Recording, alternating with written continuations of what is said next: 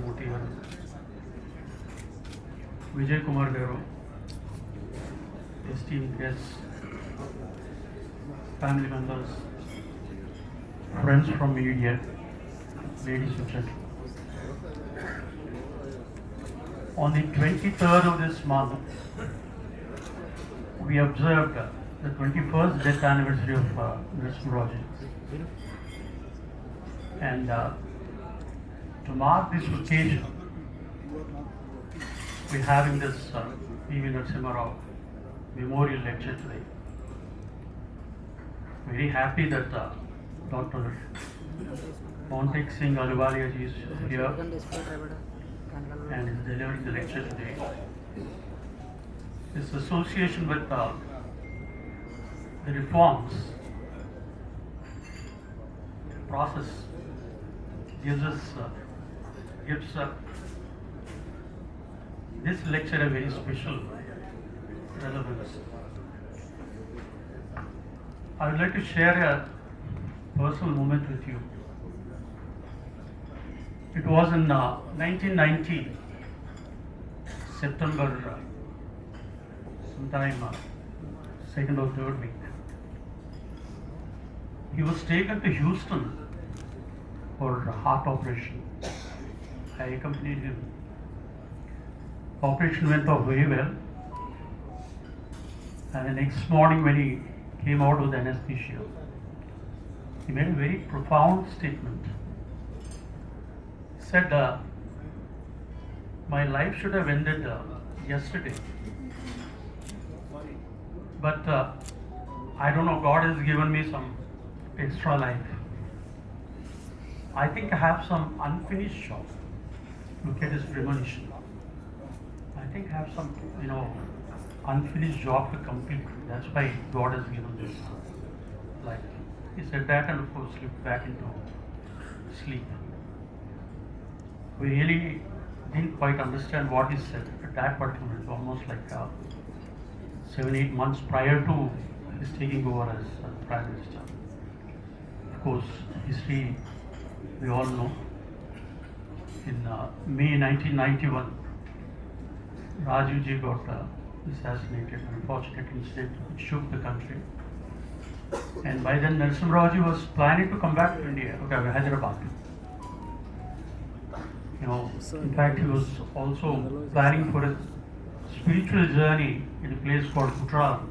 Swamiji invited him to be the Mathadipati, which he almost accepted. But who can stop the defeat?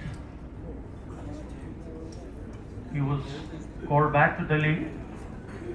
He was asked to take over the Prime Ministership of the country. Then we understood this unfinished job of Narasimha Rao, what he told from Houston, is this particular assignment of becoming the Prime Minister. The unfinished job was to save the country from the brink of disaster, economic disaster. That was his unfinished job. When he inherited the Prime Ministership, things were not very good. We had a serious balance of payments issue. Things were not looking good at all. But then the best move he has done yesterday and his did was to take Dr. Manmohan Singh onto the team. And of course, he put together a wonderful, excellent team. And one of the team members right here is going to be the speaker today. And together, they have embarked on something which was unprecedented in India. They have introduced economic reforms, which which were the, I would say, the starting point for the India what we see today. If we're talking about 7.5% GDP growth rate and a 4.5 trillion economy, I think thanks to this entire team who've really done extremely well in putting the economic reforms through. I would say 91 to 96 were the most turbulent time and also most productive. Turbulent from the point of view of various law and order issues which Narasimha faced both in Punjab, Assam and various other places. And we also had the aftermath of Bhabri Masjid. And productive from the point of view of introducing the economic reforms. Not only economic reforms, there are so many reforms which were introduced. The balance of payments was a trigger point. Although the balance of payment was solved within 3 or 4 months or maybe 6 months, but he used that as a trigger to introduce economic reforms, especially the devaluation of rupee and of course telecom revolution we have seen that time. Mobile, what we see, what we carry today is because of the mobile technology what is brought in. Also brought in industrial and banking reforms, empowerment of Panchayat Raj, and a strong push to IT, a virtue of which we see millions of youngsters, IT professionals all over the world because of the initiative this is taking. Narayan Murthy once told me he met Narasimha 10 times earlier, and every time he used to ask him what we can do, what can be done for the younger generation.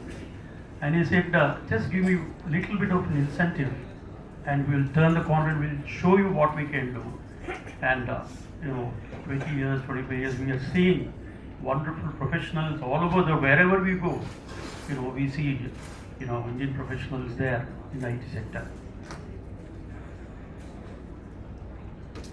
These decisions not only revive the economy, but they redefine the future of India. He believed in what is called continuity with change. That was his, that's what he was saying all the time during those days. That is holding on to the core values while responding boldly to the new realities. That's what he did in those 5 years. He firmly believed that merit, honesty and pragmatism, not just an ideology alone, would take India forward. He stuck to these ideals. And as someone very correctly said in Atitam Anusandhanam, Bhavishyam Avicharanam, Avdasinyam Apiprapti, Jeevan Muktasya Lakshman. He who gives full attention to job on hand, without getting trapped by the past or anxious about the future, is truly a liberated man. And Narasimha was a truly liberated man and also a karma yogi. Narasimha's work and the contributions will guide us and will inspire the generations to come. Thank you very much, and greetings to all of you once again, and a happy new year. Thank you very much.